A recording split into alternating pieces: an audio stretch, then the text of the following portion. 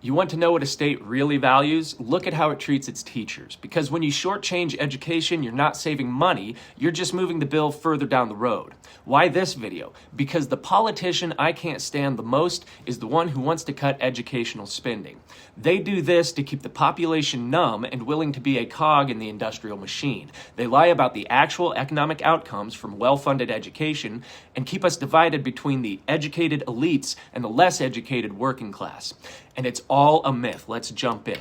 Every teacher who quits because they can't afford rent costs the district around $20,000 to replace. Give them a 10% raise and you keep better teachers longer, which means higher test scores, higher graduation rates, and less turnover. And that money doesn't disappear. It circulates right back in through the local economy.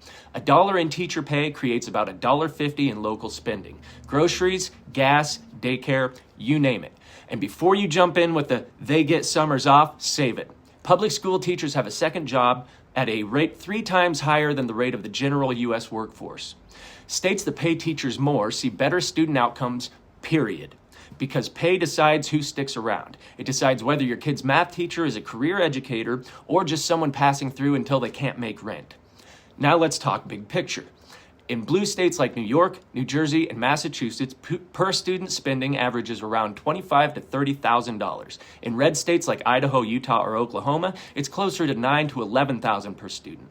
But here's the kicker. Many of those lower spending states rely more on federal money, roughly 17% of their school budgets compared to 11% in blue states. And the results show it.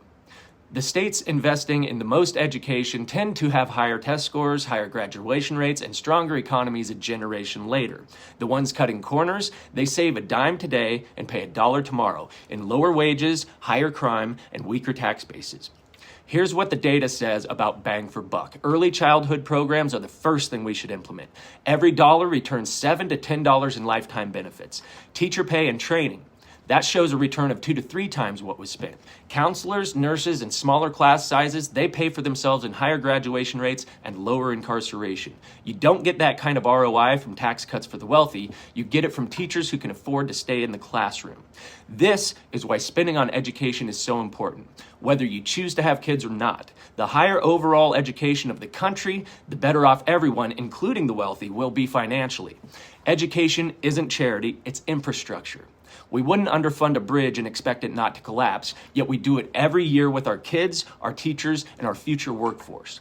I'm Lee Calvin with Rough Cut Media Network, because the smartest investment this country can make is in the people who teach the next generation.